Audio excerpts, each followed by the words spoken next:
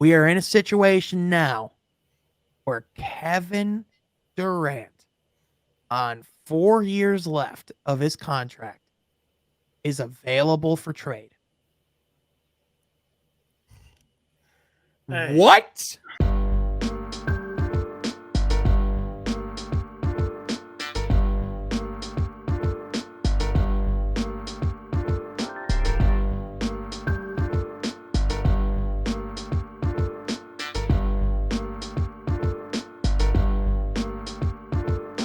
What is going on? I want to welcome you from Half Court for today, Wednesday, July 6th, year of our Lord 2022. And I'm your host, Sean Murphy, alongside my man, Jeff Frady. Jeff, what it do, man? How's it going?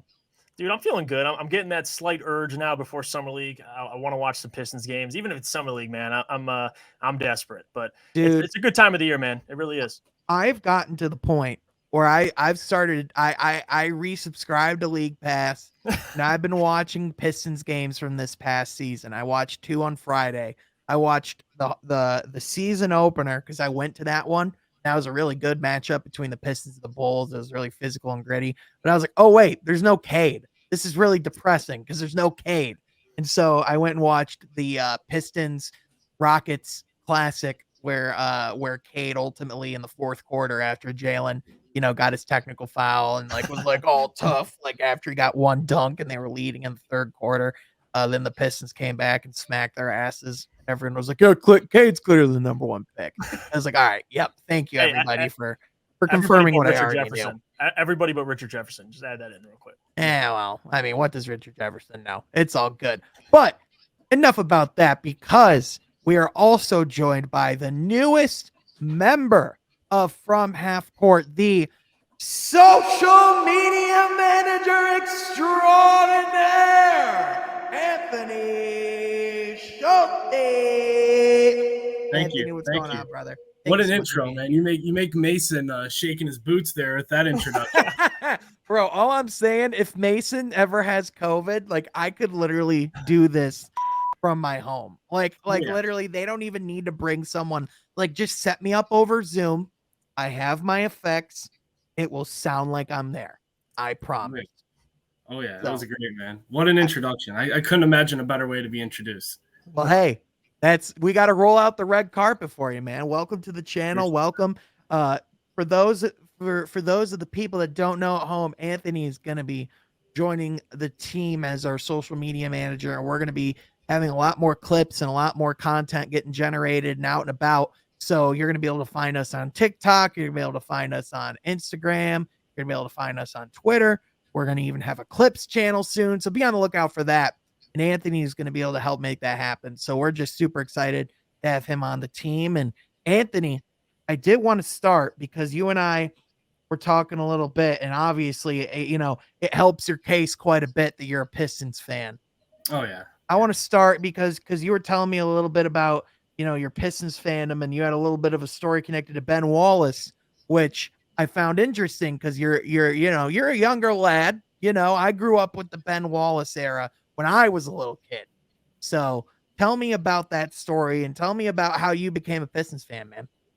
So I was born in 2004. So we won the championship in 2004. So it's kind of just, I'm looking at it, it's kind of just meant to be, born in the year we won the championship. And yes, sir. Hey, I'm one of the biggest Pistons fans around, but really I live 10 minutes from Auburn Hills. I live right near Auburn Hills. And I used to always, growing up, it was so easy on a Wednesday night to be able to go to the Palace of Auburn Hills. It was cheap tickets because we were garbage.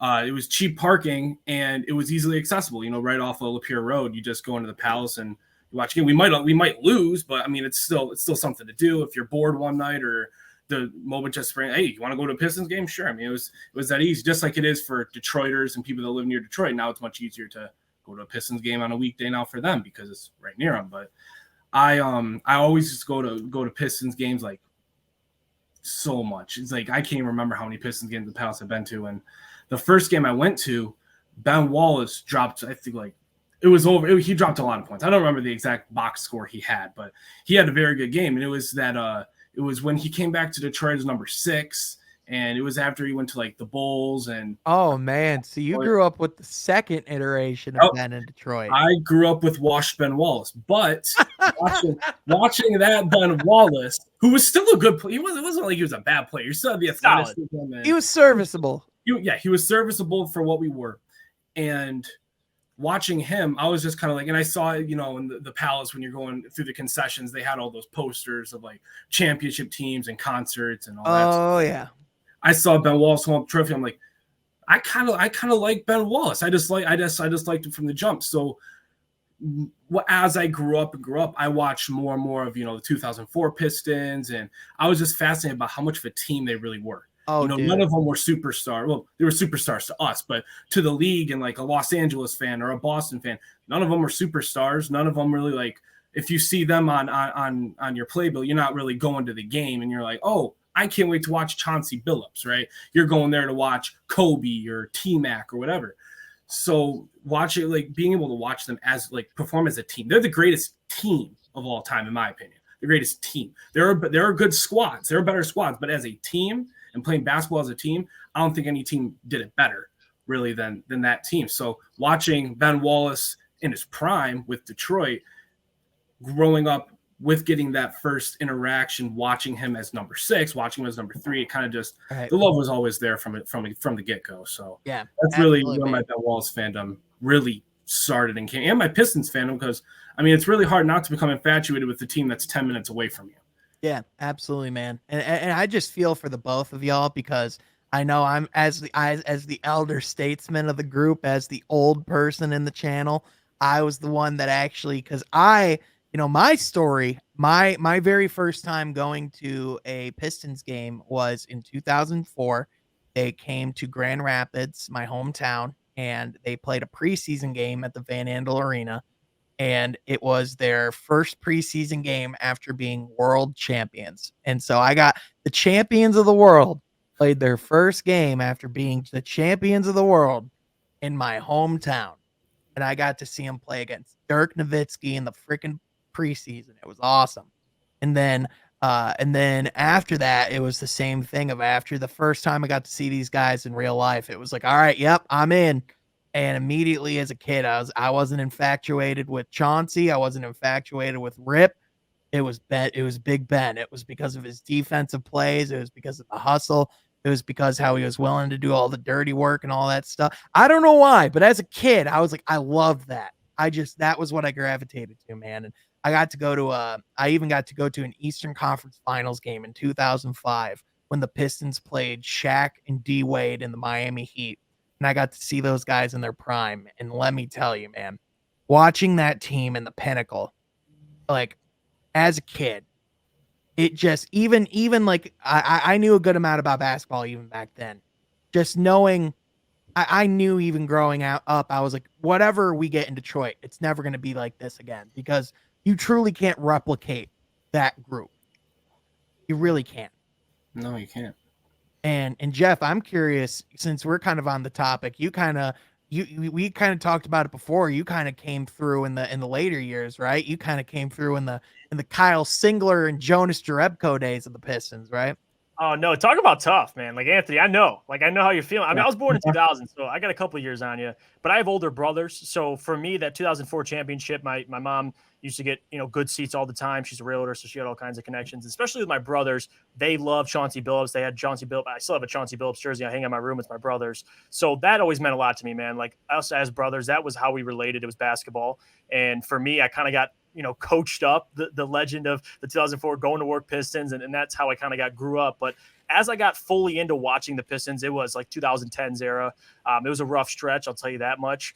But now looking back, you appreciate it. Like to Sean's point, you understand in a city like Detroit, those times don't come around very often. But when they do, like in 2004, during that stretch of them making consecutive Eastern Conference Finals runs, like you have to really appreciate that, man. And it's not even just the Pistons either. Like as the Red Wings, I mean, the Red Wings won in 2008, but since then, like you learn to really appreciate those moments. So for me, that's why it makes me so driven now for the Pistons, because I see potential to get to that point again. So it's been a rough time, but I think even through the rough times, just knowing that we're so loyal. Like, hey, listen, that's my team. Like, whether you want to crap out or not, I'll take Reggie Jackson and Andre Drummond. Those are my guys. But looking back, man, it's been a journey to say the least. But yeah, Chauncey Billups is probably the guy I grew up on the most. Like, that was the favorite player in the household, no doubt about it. Yeah, totally fair. And now, Anthony, I know obviously you're a huge Sadiq Bey guy, and we're going to be talking about him quite a bit, as long as everyone else that's going to be on the Summer League roster, because this is From Half Court, where each and every week we talk all things NBA basketball and Detroit Pistons. And if you like that, oh boy, you better click that like button. You better also click that subscribe button. Also, ring that mother bell so you can get all them notifications. But also, be sure to click that join button down below and become a member so that you can get all the benefits and perks that come with that. And also help him pay guys like Anthony so that he can have a job. But in addition, if at the very least, share with a friend, join the conversation down below, and join the community, because From Half Court is a community of people who love the game of basketball. Yep. I just want to show off one thing. I just want to show off one thing real quick. Wait, where am I? There we go. 2004. Where's my finger? 2004 championship banner. I don't know anybody. I've not seen this online ever. It was a giveaway. I think it was like 5,000 people that got one, but a 2004 championship banner. That is my pride and joy. That and this hat I got for $1 at a garage sale. Those are oh, there you go. I have over here. I'll have to show it to you sometime. I have the front page of the Detroit Free Press after the Pistons won the '89 championship, where it says "Not Bad Boys." I have that framed. I got that too. I got that right there, and I got this bad boy right here. Woo-wee! Look at that, man. I'll hang these back up, but I just gotta. Oh yeah, you gotta flex. Yeah. Oh, yep, yeah. That's exactly what I got. Yep. Mm-hmm. Yep, we got them both. I had to get them both. They're like $10 on eBay, so like, why not? Man.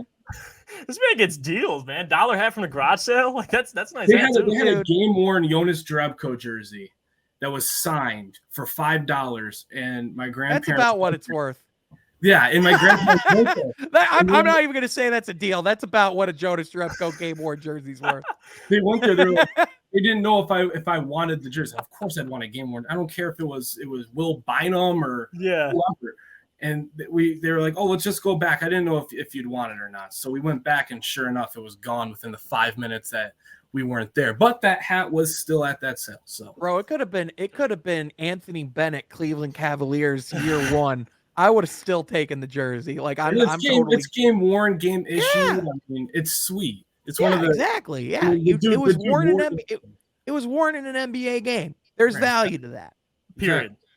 Even if it's Jonas Jerebko, and we don't got to get into that. But anyway, what we think, Pistons fans thought he was going to be actually like a solid dude.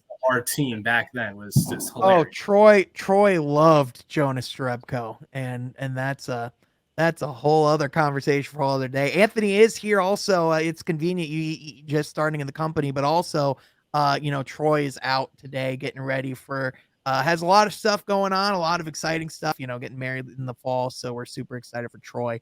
We love him. We'll have him back next week. But gentlemen, we do have to talk about the NBA Summer League, because that is right around the corner. I know the number one pressing thing that a lot of people are really stressing about is, where's Jalen Duren? Why is Jalen Duren not on the roster? And it's like, guys, we knew all along that the trade wasn't going through until July 6th. So that's when the trade goes through. And at that point, he will be on the Summer League roster and more than likely will replace either Cade or Sadiq. So with that, he's going to replace Cade. And so I want to know, what do you guys expect as far as, because we did get the report, and we do see on the roster, as it currently stands, Cade Cunningham, Sadiq Bey, Isaiah Stewart, Killian Hayes, all on that Summer League roster, along with Jaden Ivey, along with probably Jalen Duren. What do you guys think realistically to expect out of Cade Cunningham in Summer League? Do you actually think we're going to see any Cade Cunningham in Summer League at all? you might get a little taste. I think that's about it, to be honest with you. Like, I don't really have that much expectations. Like, you gotta look at Summer League with a grain of salt. Like, you look at Keegan Murray, he looked like KD the other night coming out there. What do you shoot, like 4 for 5 from deep? He looked like prime Chris Middleton in the finals, bro. He was not missing. And that's, I guess you could take things away from Summer League, but overall, like, everyone remembers Henry Allison. I mean, he balled in the Summer League too. So it's really, for me, it's watching. Yeah, that's true. For me, it's really just watching Jaden Ivey, man, and Jalen Durant eventually. Just watching these guys just get better throughout Summer League. I mean, everyone was excited for Cade Cunningham last year, especially that Jalen Green matchup he had and the iconic crossover he had on Jalen Green. But besides that, I mean, if Jaden Ivey comes out and shoots 5 for 18, like, I'm not going to panic. So I'm not taking too much away from Michonne, but I'm just excited to see these guys on the court. That's period. Like, I just want to see Jaden Ivey on the court, man, in a Pistons uniform. Yeah, bottom line. Without a doubt. Now, Anthony, you joining from half court, you now officially have become our residing Sadiq Bey reporter and Sadiq Bey expert. and even asked me over messages anytime Sadiq Bey has a big game that he needs to be here. And I'm like, all right, deal. Like fine. Like, if you go to Detroit Got Next on Twitter, you see the first thing is Sadiq on there. You're wearing the Sadiq Bey shirt, loud and proud. Love it. I got the jersey on the wall too. Heck yeah, man. There we go. What are you expecting out of Sadiq Bey in Summer League? Do you think we're going to get a whole lot of Sadiq? And if we do, what's the chances that we're going to go get a Sadiq 60 piece or something crazy? Because, like, if he's cooking against a Summer League roster, man. If I mean, the rosters these teams are throwing out, I mean, I don't think the Warriors played a guy that played an NBA game before, from my knowledge. No, like these rosters aren't as, like, you usually see a couple second, third. Pistons are the only ones really with second and third year guys that might actually play, you know? Right. And with Sadiq Bey, I really think it depends on how he plays in the first game. I think he's going to play a good part of the first game along with Stewart and Killian, just because, you know, they were drafted. And was there a summer league in 2020 after they were drafted? I don't think there was. There was not. Nope. So the summer league came back last year. So and for those that don't remember, Isaiah Stewart during scrimmages for the Olympic team last year actually got a bad ankle sprain last summer, so was not able to play in Summer League last year either. So this will actually be Isaiah Stewart's first Summer League. So yeah, he's going to play a lot. I think he's going to play because Beef Stew, they throw him out there as much as humanly possible. Like, the more basketball he can play, the better. He's without a doubt. Right, and people are going to be like, oh, well, what if they get hurt? Well, like, what if they get hurt in the first game of the league? You can't really say, oh, what if they get hurt, because I mean, they're playing scrimmages right now. What if they get hurt in the scrims they're playing right now? Like, Cade was playing with, I thought, what was it, Kyrie, KD, and another player they had over there. Yeah, the one thing I would say the difference is, though, between Cade playing in a pro run and Cade playing in Summer League is that in a pro run, everyone there, I mean, they're all trying to get better. They're all working on their game. But there's also a certain understanding that it's just a pro run and that they're all just boys and they're just playing at the end of the day. And, like, instinctively, the intensity is just not going to be there. Whereas in the Summer League, Cade might not come to it with as much intensity. Right. But there's guys on the other rosters that are fighting for their jobs, and that this is the most important basketball up to this point that they've played. So, like, my only trepidation, like, I'm all for Cade. Like, if they want him to get development, if they want him to be out there and get some run with these guys, and, like, even if it's for like a game or two, and then, you know, ultimately we see if we go for a run on like a Summer League championship or something like that, like, hey, whatever these guys want to do, whatever. I trust Troy Weaver and Dwayne Casey, because I know that they know when it's going to be best to take them out, because we've seen even last year, Cade really only played 1 or 2 games. Like, I think he played 3 Summer League games, and he sat out the last 1 or 2. Mm-hmm. So, I mean, listen, it's not like they're beholden to having to play these guys every minute. However, they're clearly showing that they want these guys to have some run together this summer too. And I think all these guys they're gonna play the first game. Cade's gonna play the first game, whether it's 10 minutes or 20 minutes or 20, whatever, how many minutes they play, they're all gonna probably play. Sadiq's probably gonna play starter minutes like normal just to get acclimated to everything. Same with probably Cade's gonna play a little bit less just because it's Cade. He's going to be our franchise player. But Yeah. Stu, I see Stu being a regular member of this team. And I see, especially that first game, building the chemistry in a game setting. Like what you said, these are all guys on the other team fighting for their life. It's good competition. It's good. It's good way to get used to Durant when he's playing, Ivey when he's playing. Even Bolsa, I saw he was our draft and stash from last year. He's going to be playing, and even I'm really intrigued in Buddy Boeheim. He's going to be playing too. So he's probably going to get some run, kind of like a Saban Lee role where he's coming up and down from G League to NBA. Yep. So I really feel like first game, it's at midnight. I feel like everybody's going to play at midnight, of course, but all the other games, I feel like Cade's going to only play one. Sadiq might play two. Stu's going to play all. Killian probably is going to play all just because, we're still trying to see. He hasn't even played, 100 games yet in the NBA? Yeah, so I think with Killian and Jeff, I think you would agree with this. I don't think Killian has the luxury to sit out Summer League beyond the first 2 games. I think this is good run for him, right? Yeah, it is. Yeah.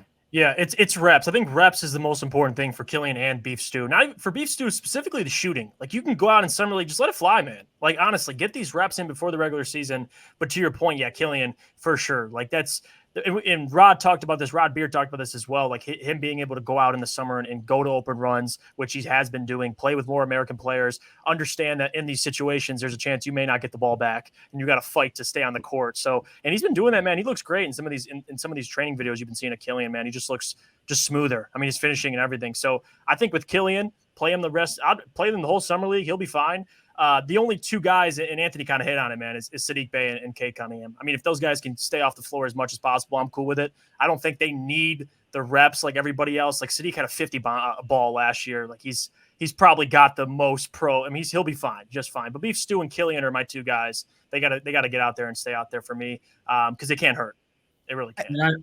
I'm hoping Sadiq Bey plays a lot, but that's just the Sadiq Bey fan in me. I feel I just want to see one full game of Sadiq back, wear my jersey. I could be cheering for Sadiq, and I just want that one game. I missed it, man. I miss watching. See, I actually think that there's a chance Sadiq plays every game, because if there's any guy, like, I mean, listen, yes, you're right that he's proven like he doesn't need this as much as, say, like a guy like Buddy Boeheim, but like at the same time, Sadiq didn't miss a single game this last year. He's been the Iron Man for all intents and purposes. He hasn't missed a single pro game yet. So, as far as, his overall like injury chances and things like that, like he's held up pretty well. So, like, I mean, if he wants to play, I'm not going to say no to Sadiq playing. No, and you can make the case too for him. I mean, he's been wildly inconsistent as well. Like, I love Sadiq Bey, but that's something you want to see more of him. Just be more consistent. I think going out and just getting more reps in the summer league can't hurt, man. Especially for a guy who live and dies by his jumper. If he can get out there, the more so. You saw last year, come out, hit 8 threes, and the next game he's 1 for 6. So hopefully, just consistency is all you got to look for Sadiq. So yeah, more reps, the better for him as well. I could care less. I just don't want Cade to get hurt. That's really number one. He'll be fine. Yep, without a doubt. As long as we walk out of, like, really whatever happens in summer league, as long as we walk out without any injuries, I think that's good. Ultimately the thing that we're gonna look at.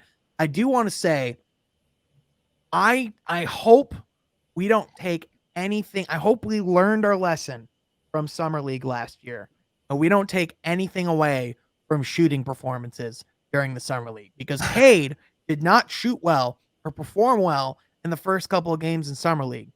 Clearly, that didn't mean anything, because he came out and was awesome in the NBA, right?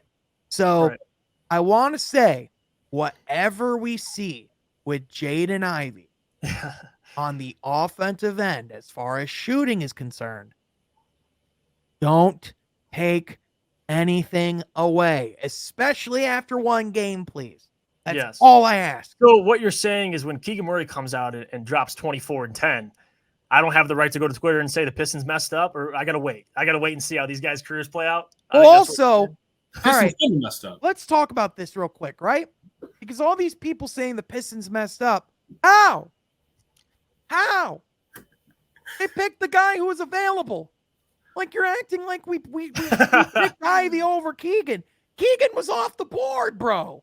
He was off the board. It's really those guys who were really arguing with us over the fact that Keegan was the pick over Jaden Ivey, but he was gone anyway. But it's really just for bragging rights. I feel like, hey, this is my guy. He's balling. Clearly, the Kings got the better player, even though we didn't see your guy play yet. I also, know, like, we're gonna ignore that your guy plays in like a couple days, and like he very well be my guy, but like we're not gonna talk about that. Like that's the thing. Like guys, like what's the conversation? Like I get there's a little PTSD in us messing up in picks, but like, can we acknowledge that we're a good franchise of late, and we've made some good decisions, that we have a little reason to be prideful of the team that we have right now? Like, guys, like this whole the Kings got the right guy, the Pistons messed up. Brother, it's been 2 summer league games in the summer league California run where the Lakers and the Warriors don't even give a flying about their farm systems right now. So, like, what did you expect? And I got to sprinkle this on top. The Kings won the summer league last year, all right? So we'll be fine. Whatever happens. What banner they can hang up in Sacramento? Godly.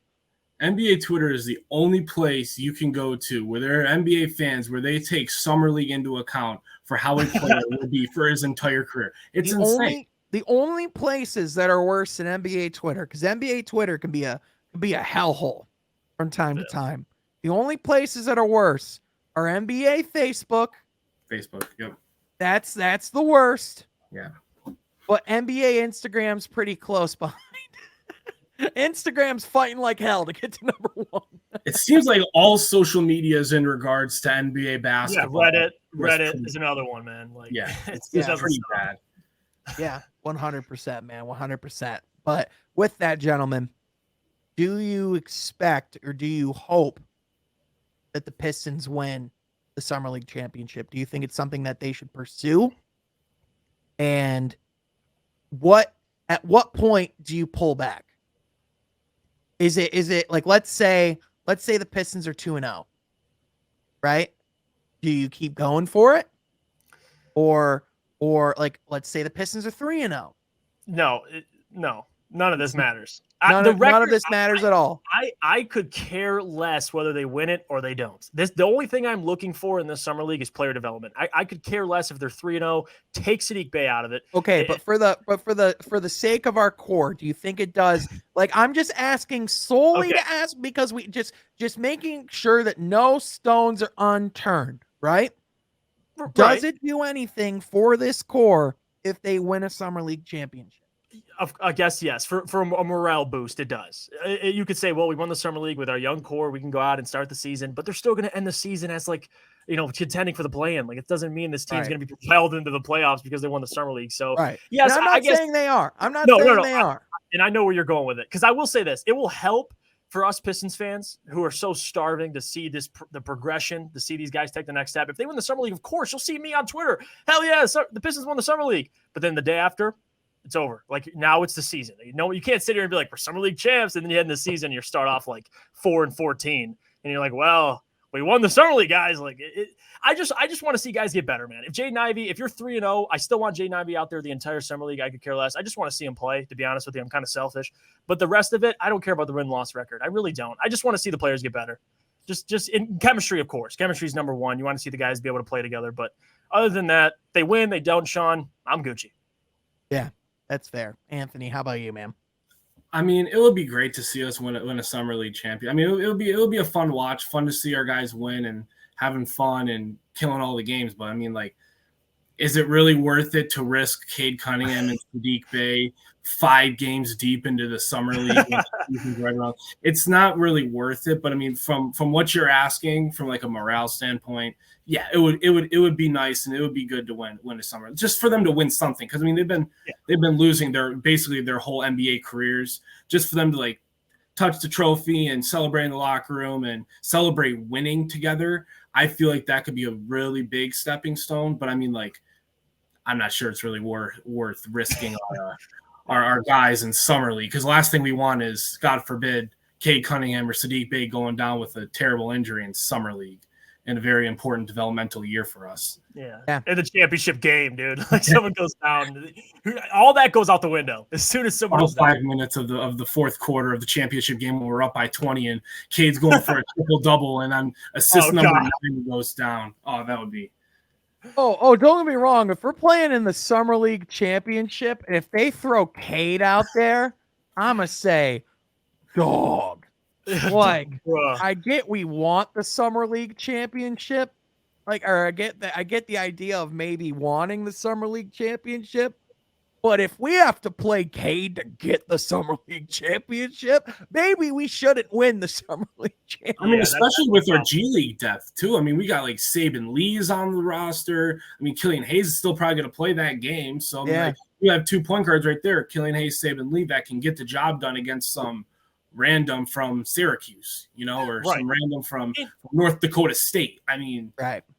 And let me ask you a question. Let me ask you a question too, just to flip it around. Like, if the Pistons don't do well in Summer League, but Killian looks good, Isaiah Stewart looks good, Jaden showed improvements, like, I'm happy. I don't even look at the record. So that's the flip side of things. Like, winning's important, but as long as these guys are getting better, it gives you hope for the season. Absolutely. Man, nonetheless. Because don't forget last year's Summer League, that was our starting like 5 legitimately. And then you go out in the season, you don't play that well. And last year's Summer League, we have a chance to win. This is basically our starting 5. We're better than the rest of the teams. And then it just doesn't work out like that. So the only takeaway I had from last year's Summer League was that we were not going to be a playoff team. That was the only takeaway I had. And even then, I think we knew that going into the year anyway. But going into this season, obviously I think expectations, are kind of all over the place. So I kind of wanted to see, at the very least from the Summer League standpoint, now that we're here, setting the expectation of what this is going to look like. Before we go to our ad break, I do kind of want to ask, outside of the Pistons, what are you guys excited to see out of Summer League? Are there particular players that you guys are looking forward to watching? Because I know I in particular, I don't know why, but I've fallen in love with this Paulo and Orlando arc that we're in. Like, it's cool, man. I don't know why, but I just like this vibe of Paulo in Orlando, eventually with, in the regular season with Jalen Suggs, Cole Anthony, with Mo Bamba. Like, it's a fun roster, man. It just is. So I'm excited to see Paulo ball out in the Summer League. What about you guys? I got 2. One of them being Chet Holmgren, just because all the talk before the draft, I want to see him out there on an NBA court with other guys that want to be in the NBA. I think that'd be exciting. And then number 2, you already know who it is, Sean. Like, but this is besides Pistons. My guy Shane Sharp. Oh yeah, I gotta see Shane Sharp out there, man. I want to see what he does. Especially we're facing Portland. We'll see if he plays. I think he will. But that'll be the first time he plays in a year and a half. So that's who I'm most excited to see. I mean, not that it matters, but just to see how these guys pan out, man. I mean, Benedict Mathurin, we've been doing months of coverage on all these prospects. I want to see them. I want to see how they work out. No doubt about it. Yeah, without a doubt, man. Anthony, what about you? What are you looking forward to from Summer League?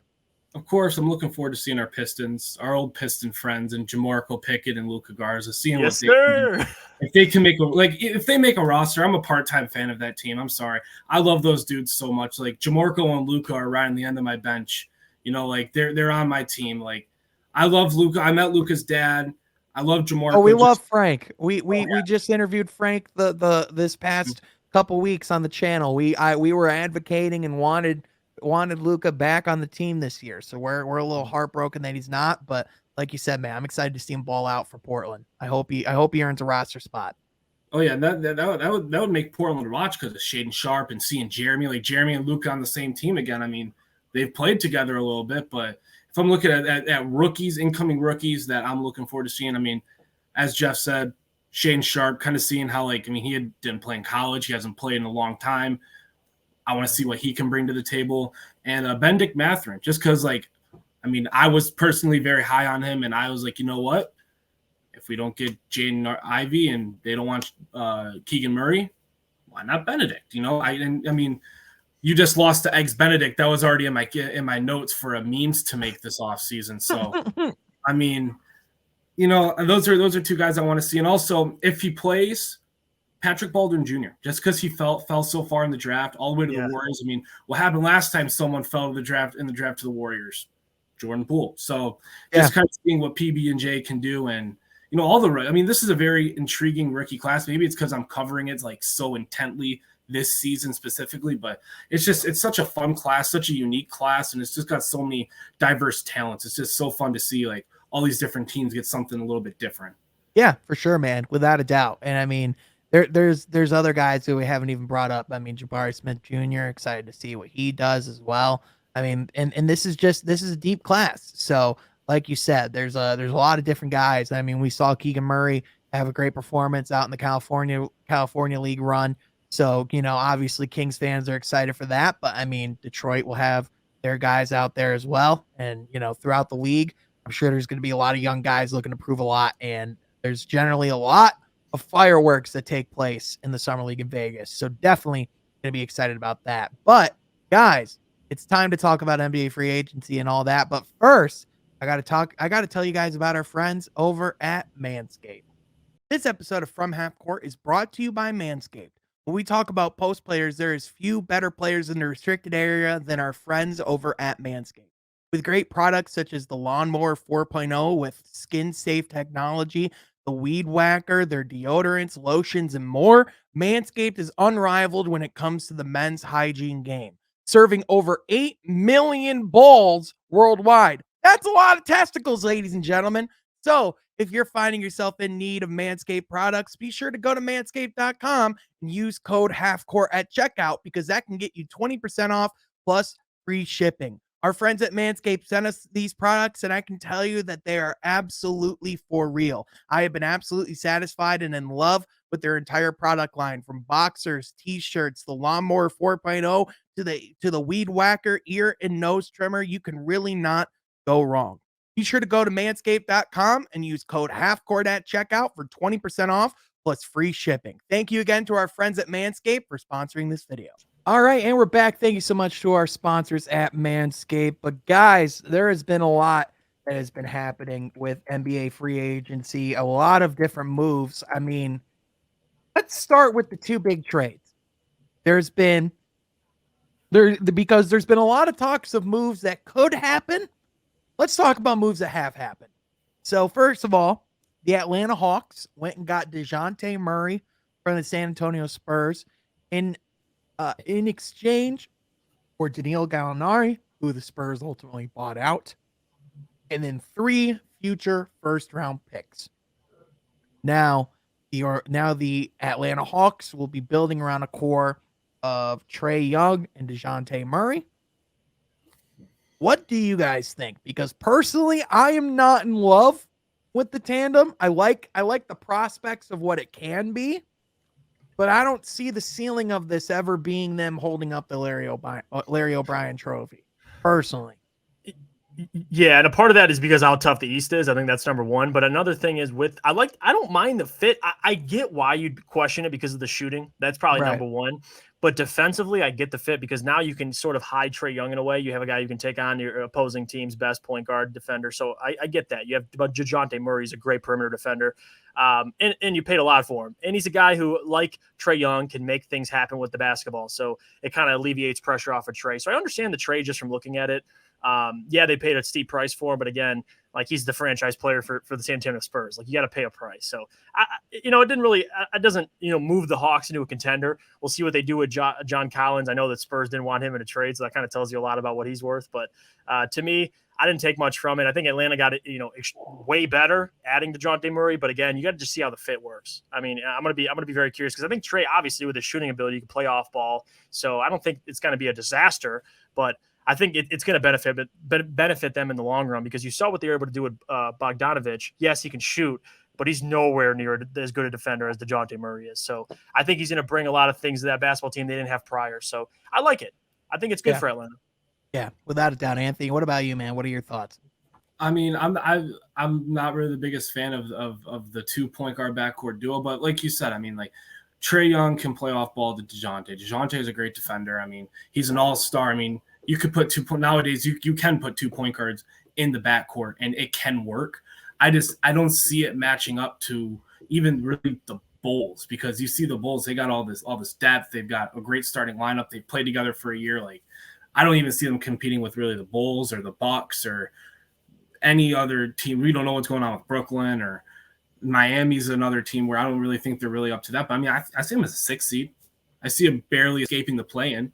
But I mean, they're either a very high play-in team or a very low escaping the play-in team. But I don't see anything other than that unless they add another piece that's bigger than a Clint Capella or whoever their small forward is now, because they got rid of Herter too, I saw. Right. Yeah, absolutely. And I do think I think that is going to be the big thing is how do you fill out the rest of this roster alongside Dejounte Murray and Trae Young? I mean, because I know John Collins right now is a guy who's disgruntled. I know they just traded away Kevin Herter because of bringing in Dejounte Murray. He kind of replaces Kevin Herter in the lineup. But it really, to me, depends because, they're going to have to be better defensively. Trae, like, even though they're going to be able to hide them more, he's still going to be on the court. So he still can, especially in the playoffs, they can really whittle down the shot clocks, get Trae switched onto a defender or on a matchup that they like. That's something that you can still do.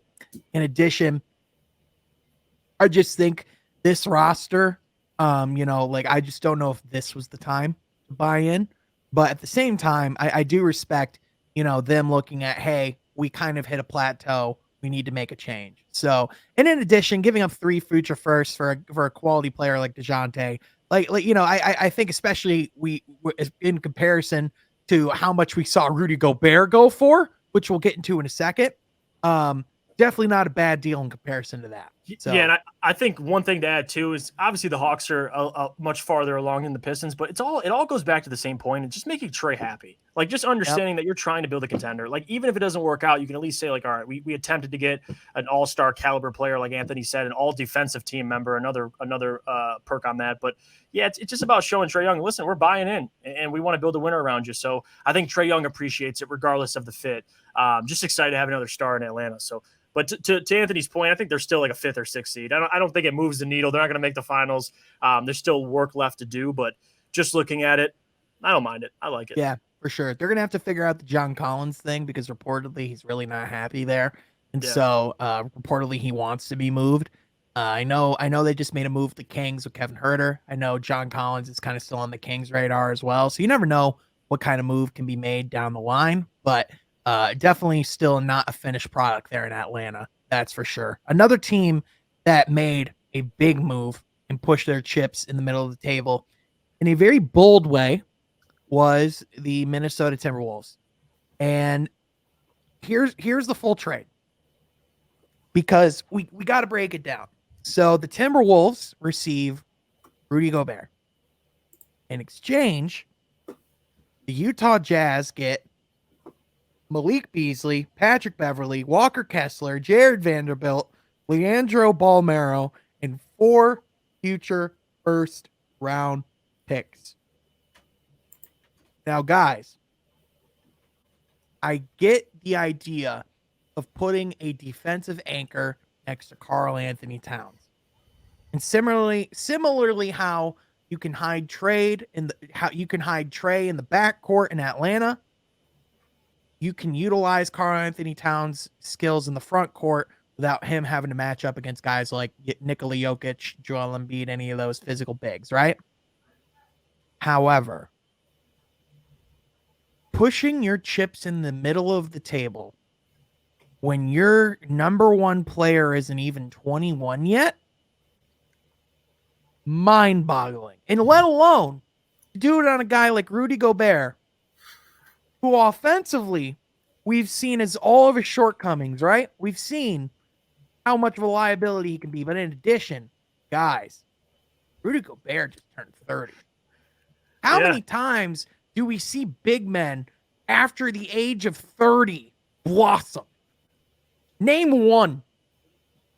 And another thing I got to add that is name a big man who at 30 has never had a solid offensive game, and suddenly you expect him to be even better. I think Rudy Gobert, 3-time Defensive Player of the Year winner. Obviously, those guys don't grow on trees, but my thoughts on the trade when it first happened is, okay, Cat wants to play on the perimeter, like, period. He wants to be shooting the ball, and that's fine. I think that's where he fits best. Like you said, Sean, you can hide him a little bit. It's a weird fit. I'm curious. I mean, if Cleveland can make it work, I'm sure they can make it work with Evan Mobley and Jared Allen. and you saw Evan Mobley in the pick and roll as the ball handler in the pick and roll. So I think there's something you could do with Karl-Anthony Towns. But to your point, Sean, I mean, we've talked about this too. Like, we're glad Troy Weaver doesn't go all in early. I feel like Minnesota, in a way, like, yeah, you have your best player is 21 years old. You have Karl-Anthony Towns on a contract. You have D'Angelo Russell. Like, build around these guys. And I guess if Rudy Gobert is the missing piece, we'll find out. Right. But to me, when I first saw the trade, I was like, wow. I can only imagine what Kevin Durant's going to go for. Well, yeah, exactly. That's the other piece of it. If Rudy Gobert goes for 4 future firsts and a ton of role players, what does Kevin Durant go for? In addition, first of all, you bring up Anthony Edwards. He turns 21 in 30 days. He'll be 21 at the beginning of this season. But guys, we don't even have to go far down the rabbit hole of logic as to why the Timberwolves made this move. They got a new owner. It's the excited new owner move. Yes, it's win now. Yeah, it's the win now. We're here. We want to win now because we just bought the team. We're excited. Let's go make a flashy move.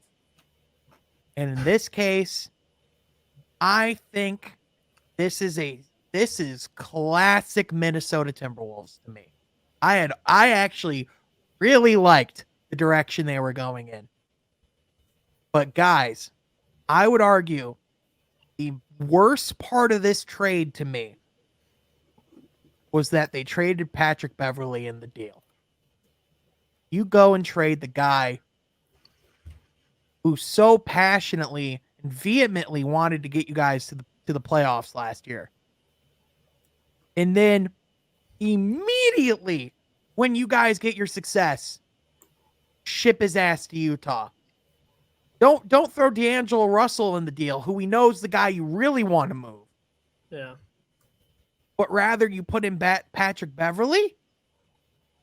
I would go as far as to say it's incompetent a little. Like, honestly, like, if you understand how much Pat Bev means to the Minnesota Timberwolves, you saw him celebrating after they got in the playoffs. Like, come on, dude. Like, for Rudy Gobert, who, yes, he brings that anchor defensively, but your team is still soft, like, without Patrick Beverley. So that's something he added to that team that they're going to be lacking. But it's crazy.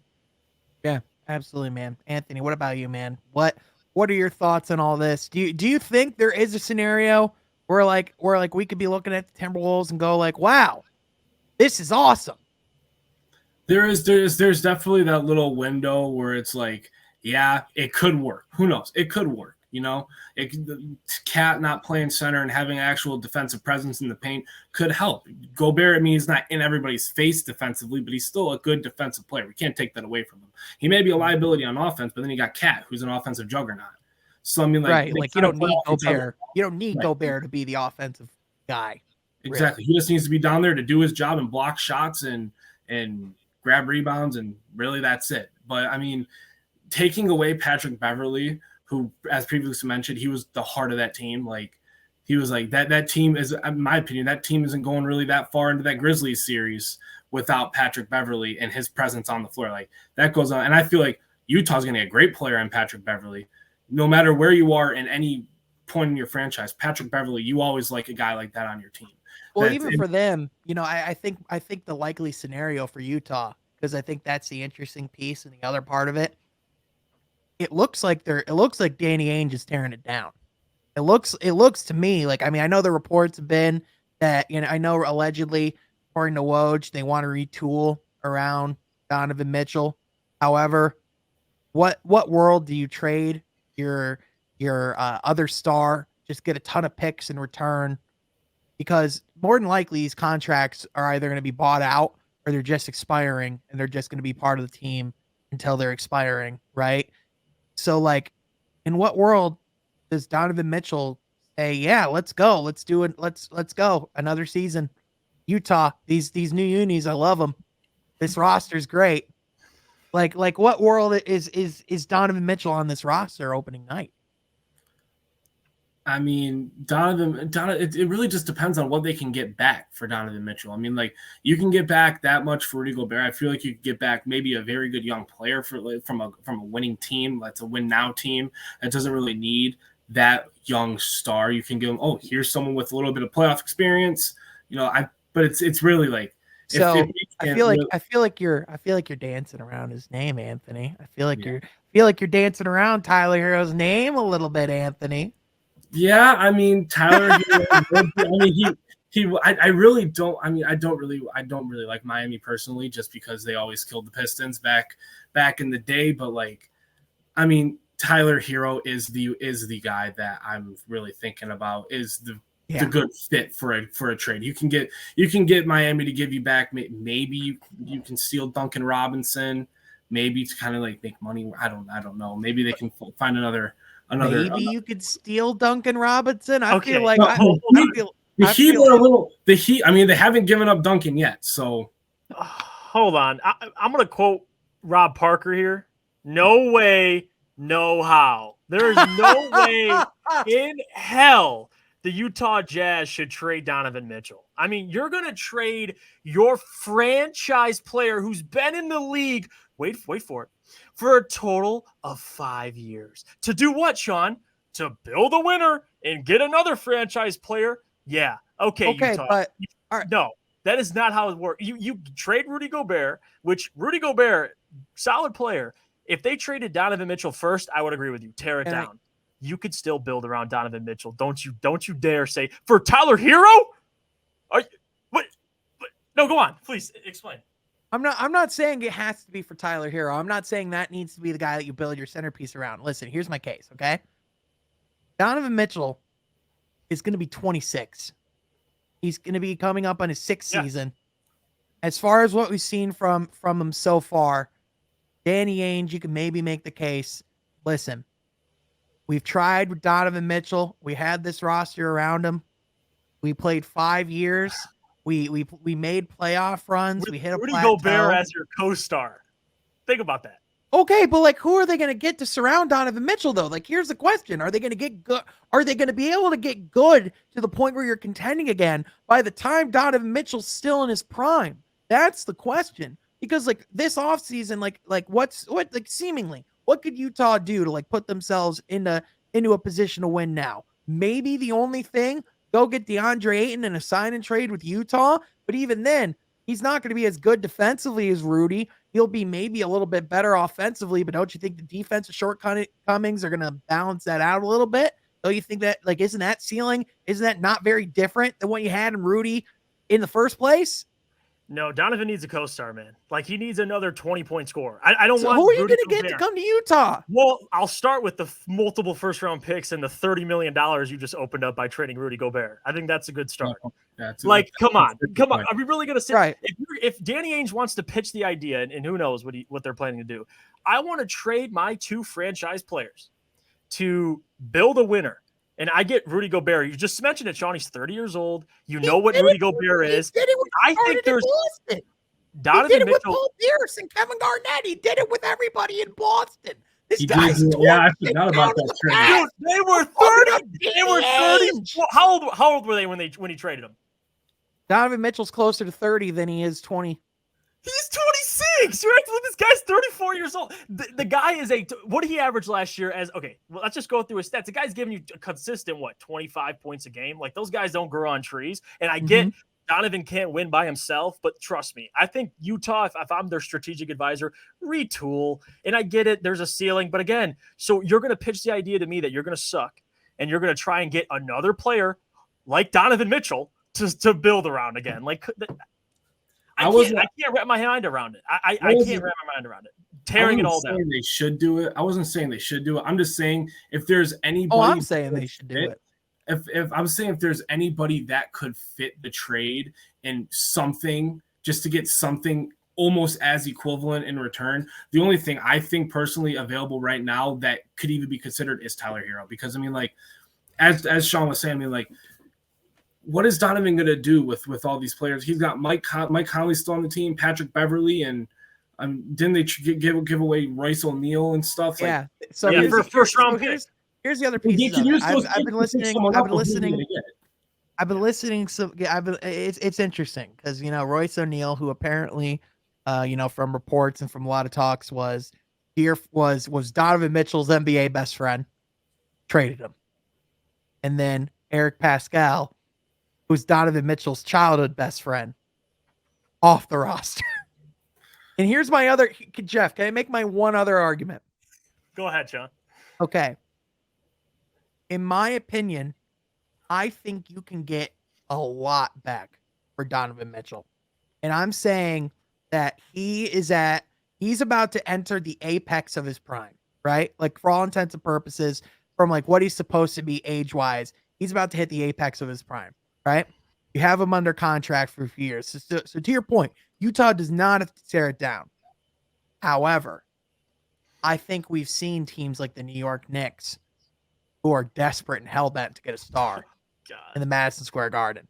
And they would give up hell and high water to make that happen. The Miami Heat, if they don't end up with Kevin Durant, are going to be pretty freaking desperate to put themselves in a situation to win an NBA championship as well, to maximize on having Jimmy Butler down in South Beach. So what I'm saying is even though you're losing Donovan Mitchell, I would argue that you're going to get more in return for Donovan than you got for Rudy. Oh, yeah. Man, Rudy got a lot for Rudy. And then asset-wise, you're talking about if you suck this upcoming year, you're going to be in conversations for that French kid that everybody's in love with. Victor. Yep. In addition, you're going to have multiple first-round picks coming up. All I'm saying is that Danny Ainge has shown before that he's not afraid to tear it down to the bare bones when he comes to a place and starts. Yes. So all I'm saying is that you can go get the farm for Donovan Mitchell right now. It might be the best idea to take it. And this is the argument I would make, the same one I'd make with trading KD. Anything you get back in a KD trade, you lost. Like you'll never get KD.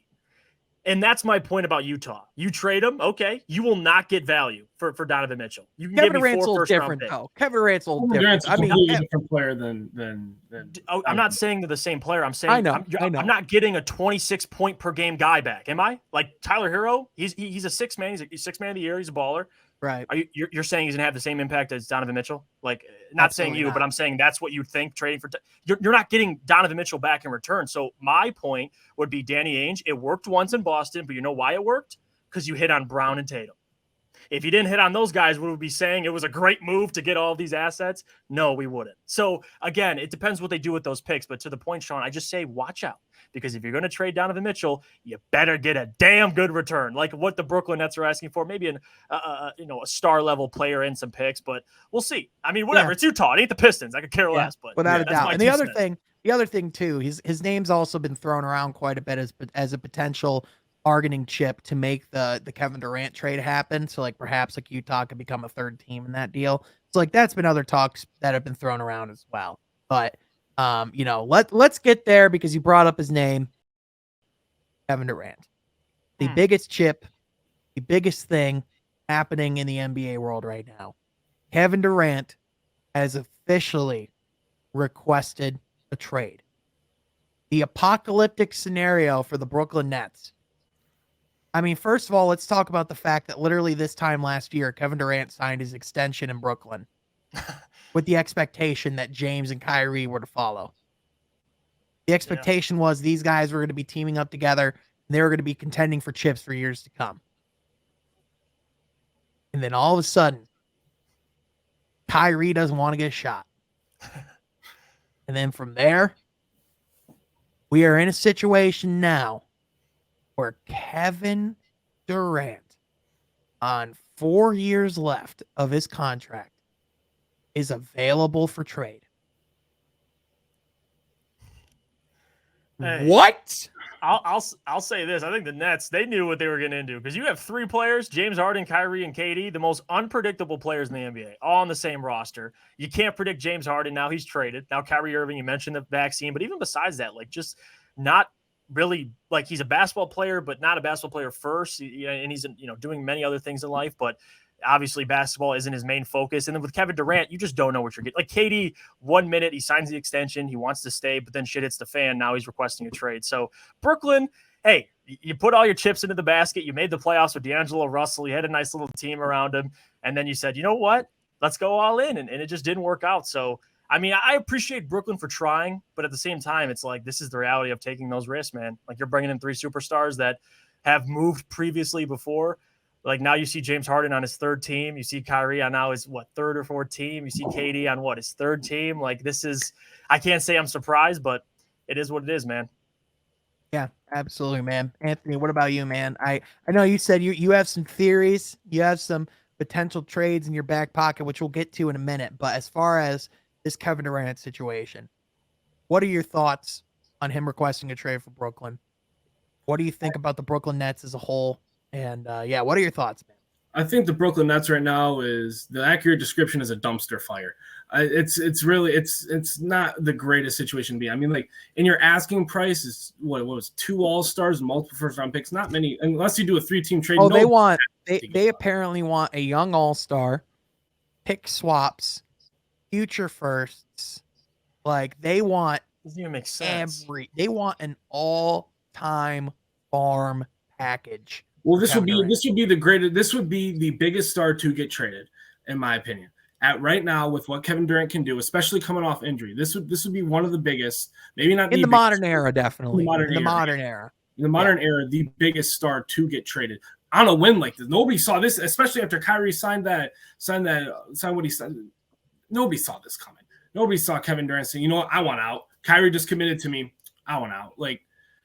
And it's crazy to me that KD just kind of like, I don't want to say gave up, but I mean like kind of give up on the entire. Oh yeah, I mean I don't blame him. He's got to be fed up and done with all that. I mean with Kevin Durant, I mean he's really the only one. Like I mean like say what you will, I mean he hasn't been perfect throughout any of this. There's certain things that you can point to with Kevin Durant in Brooklyn. It's like he didn't handle this the greatest, but like he showed up to work every day. He came to do his job. He played really hard for the team. He signed the extension when it was time. He didn't get it all back. That's really that's the problem I have with KD too, and it's that because what you just said, Sean. He comes to work, he just wants to hoop. Like that's not Brooklyn, man. Like you're asked to do a lot more when you go and you join up with Kyrie. Now you're a leader. You're supposed to be the number 1 guy in the championship. Like team. you're like LeBron. I mean, as much flack as you give LeBron, he's never asked for a trade, no matter how bad it was. So we can crap on LeBron all we want, but when you look at Kevin Durant, like this is who he is. And Braylon Edwards mentioned this, and I got to give him credit because it's a great point. It's something I agree with.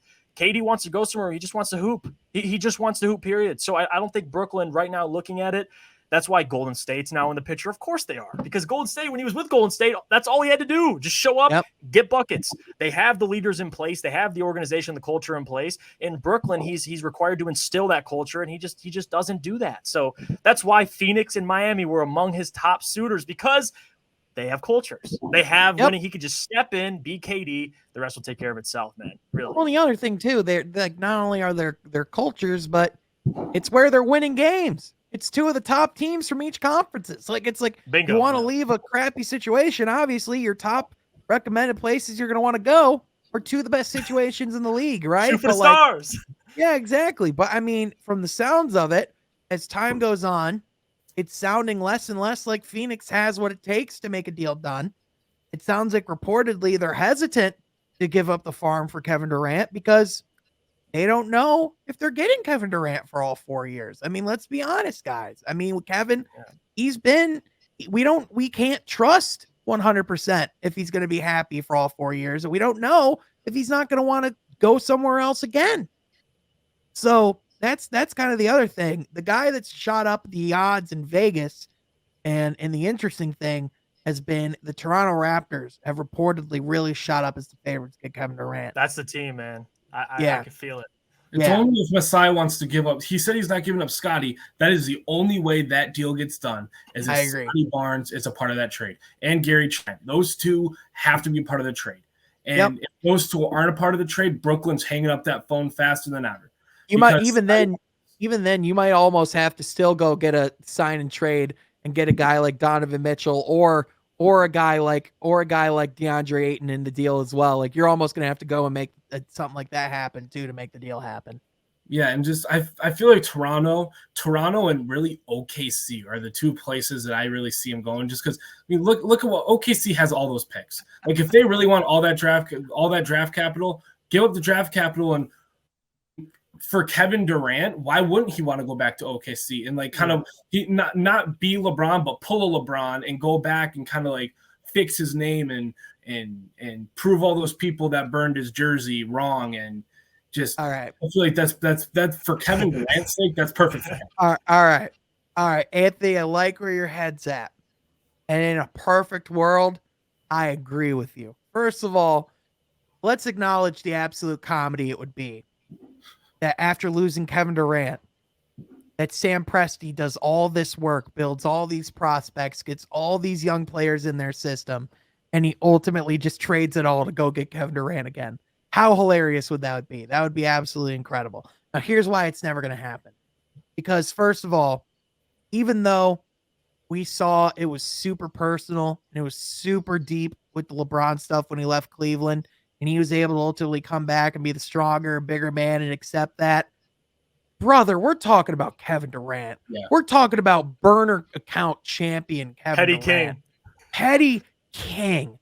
Like the petty godfather. So, like, when we're talking about how vicious Oklahoma City fans were, I'm talking the cupcake shirts, like the Oklahoma City roster, like the franchise leaned into it, brother. So like really, when I'm thinking about possible situations, it's far more likely to me that Kevin Durant goes back to Golden State than it is he goes back to Oklahoma City, because when he left Golden State, the bridge wasn't burned the way that the bridge was burned when he left Oklahoma City. Like Sam Presti and a lot of those people, they made it to where I don't think Kevin Durant would ever come back. And I was just saying for his reputation and his reputation, that might make the most sense. That is the best for him. But I mean, I think basketball wise, I mean, Toronto and Chicago are also Chicago's another great team that he could go to. That I mean, he could just beat Kevin Durant. You'd probably have to give up Zach LaVine. I mean, you'd have to give up Zach LaVine, but I mean, like DeMar can be that. He's not as good as a star, but KD could still just be KD. And like what Jeff said, I mean, DeMar's a pretty damn good number two next to Kevin Durant. He's a great number two, and he's the perfect number two where KD can still be the number one, and he can just hoop because he got Lonzo next to him. If you can keep Vooch isn't Magic Vooch, but it's still Vooch. Still Voochie gang. Right. And it's you got DeMar, and DeMar's still DeMar DeRozan. He had a great season last season. So I mean, like, Chicago's another place where it's like I feel like you get the best of both worlds, really, where KD can just hoop and he can also be that number one that everybody sees. Oh, KD's better than DeMar, so KD's the number one. And if they win the championship, most people would probably be like, KD led him to that championship, even if in his eyes, it's DeMar that's leading the team and that team leader, while he can just be KD and hoop. Yeah. I mean, I don't hate the Chicago. Go ahead, Jeff. Go ahead. I wanted to ask you guys a question. If you're Toronto, are you trading Scotty? No, I'm not trading Scotty personally. I mean, not trading Scotty. I mean, like he's the rookie of the year. He was, in my opinion, the second best player in that 2021 draft. So I mean, I wouldn't trade him for Kevin. I mean, you got to remember Kevin Durant's 34. He's 34 years old. Yeah, you can go and contend now, but you're paying him $50+ million when he's 38. And with his injury history, and also like, I mean, he is the petty. Who knows what's going to happen? What if he requests a trade and you got to find a trade for him at 37 years old or 36 years old? I mean, it's go ahead. I'm thinking long and hard before I do it. Oh no, but I'm doing it, and here's why. listen, man. If I'm Masai Ujiri, you got OG Anunoby, you got Pascal Siakam. You have all these other guys on your roster. Obviously, you're going to have to trade some pieces, but it's not like you have it's not like the entirety of your roster super young, right? Like a lot of your pieces that you have right now are kind of in that around closer to that age of where Kevin is. You have Fred VanVleet as well. It's not the youngest roster in the world. So what I'm saying is it almost makes more sense to try and maximize these guys now that you have in the system. Go sell Kevin Durant on 4 years in Toronto, where you can come and just hoop. You have a culture. You have Nick Nurse, a great coach. You have Fred VanVleet, Pascal Siakam, guys who've been in the system. They can be the leaders of the team. Just come and hoop. Come be Kevin Durant. Come be the number one player. we'll take care of you in the 6 like we did with Kawhi. And, Right. and you know what? And even though this would be a 4-year rental instead of a 1-year rental. So, if you make that move and you win at least 2 championships with Kevin Durant, I'm fine with that deal. Honestly, I might even make an argument if you win 1. Like if you hang another banner up in Toronto, I don't think anybody's going to question it. Exactly. Like, hey, KD, we got a banner. And you know what's funny and ironic to me? I got to say, the Rookie of the Year winner, you'll trade him for Kevin Durant. And if you ask me, would you trade Cade Cunningham for Kevin Durant? I'd say hell no. Yeah, hell same. No. That's the funny thing. You tell me, would you trade Cade? I'm like, no, I wouldn't. But Scotty Barnes, I don't know why. I'm just like, yeah, go ahead. What you said though, like Toronto's in more of a win now state with their roster. Detroit, I mean, what Killian Hayes is our longest tenured player on the roster. Right. So like, I mean, with Detroit, you don't trade Cade because Cade is your future. Yep. When you're looking at in Toronto, Scotty's good, and that's why I wouldn't trade Scotty because he is the Rookie of the Year, and just it's Scotty Barnes, and I like Scotty Barnes more than Durant. So if I was the GM, that's why I chose that decision. But if I'm looking at it from an unbiased point of view, like Kevin Durant, he fits that roster way more, and especially if you can find a way to keep Pascal and Fred VanVleet and pair him with Kevin Durant, that he fits that roster way more. And if we traded Cade for KD right now, like a bunch of fans wanted when the news first broke, it'd be terrible. We would be a 7th seed maybe. Exactly. We don't have the talent. We don't have the ages don't match up. The points in the career don't match up. I mean, like our second best player, it would still be Sadiq, but I mean, like Kevin Durant clearly needs more than young pieces to win a championship. And that's why, I mean, Toronto, Chicago, those are 2 great places. But, I mean, people saying – go ahead. No, I was just going to say I wouldn't question Toronto either because you got to look at it, man. Like, DeMar DeRozan was the city, man. And they asked – and Ujiri had to look himself in the mirror and say, will DeMar DeRozan ever be Kawhi Leonard? Will he have that type of impact and can lead your team to a championship team? He obviously said no. He took Kawhi Leonard. That's the question you have to ask. Can Scotty Barnes turn into that player that can be the best player on your team when you're contending for a championship or you win a championship? Now, if Ujiri looks at Kevin Durant and says, like, hey, listen, I'll take 4 years of KD because I don't know what Scotty's going to be in a 10-year career. We might have 10 years like DeMar DeRozan. They had years of postseason runs, all of that in the garbage can when Kawhi Leonard joined and they won a championship. And everyone's like, man, Kawhi Leonard's a dude. Like that's – it's crazy how basketball works, man. That's how they think. Like, can Scotty be KD? And that's why I proposed the question because it's a hard one to answer. It really is. Yeah, for sure. Personally, I'm doing it because the opportunity is unforeseen for a team like Toronto to get cut. Because again, you got to factor it's Toronto. You got to factor like as many of the free agency difficulties that we talk about with a team as Detroit. They're in Canada. Like that's a whole other it is Canada, bro. Like getting a guy a superstar that just doesn't happen. So like that's why like if you're Toronto and you're in a situation where you can go get another guy to the caliber, a guy that we've seen that can be the best player on a championship team, and then you compare him again. I just think he fits this current Raptors roster better than Scotty Barnes does. Yeah. So with what you're building right now, if it's known that you can go compete for a championship, which if he comes to Toronto, I'm pretty sure they're going to compete for a championship. I'm just saying, man. It's certainly. I like this discussion, man. We gotta have people. If people are listening right now, comment down below because I feel like this is like a 50-50 split. I feel like a lot of people would lean in Sean's direction. A lot of people would agree with Anthony. Like this is why it's a good combo to have. And I think Ujiri is gonna have to make a tough decision coming soon because if he's on the table and you can get KD, you got to think long and hard, man. You really do. I think Sean convinced me here to let Scotty go. That was a great argument. I think he's like originally I was like, why would I let the rookie of the year go? I'm like, yeah, that's right. All their roster is pretty damn old, aren't they? So yeah, like they still have young pieces, and that's the thing about the Raptors is that they've always kind of been this farm system that can generate and get players. So like it's like one of those things where like they can kind of rise up from the ashes in theory, but like if you really look at what this roster did this last year, they really played like for most of the season in a 7-8 man rotation. And in the postseason, it was really a 6-7 man rotation of all these versatile wings that can switch. So like I said, man, you know, like you got to evaluate, you got to like factor in who you have right now. In my opinion, like, yeah, Scotty Barnes could be great, but we know Kevin Durant's one of the greatest scorers in the history of the league. Is Scotty Barnes going to be one of the greatest scorers in the history of the league? No. I'm not going to say I don't know. I'm going to say no.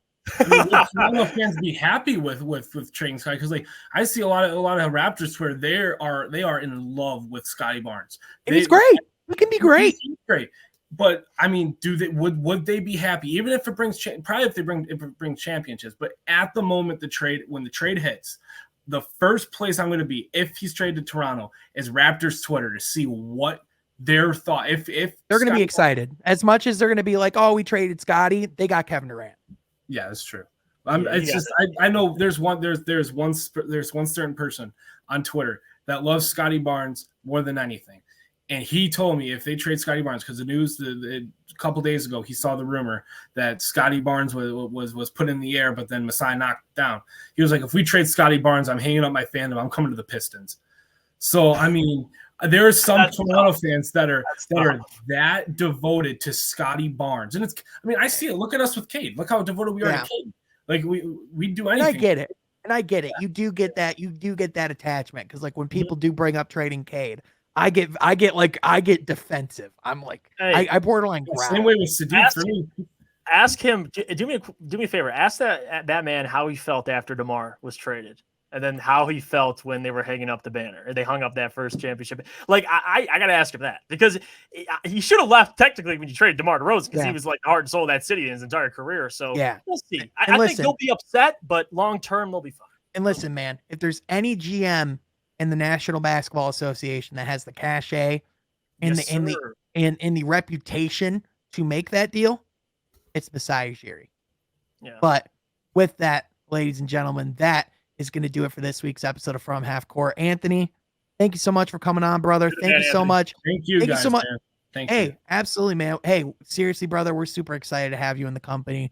Super pumped to get you to work. So seriously, everybody, be sure to welcome Anthony in the comment section down below. But in addition, be sure to follow our guy on Twitter at Detroit Got Next. And underscore. I have 2 accounts because why not? I have 2 accounts.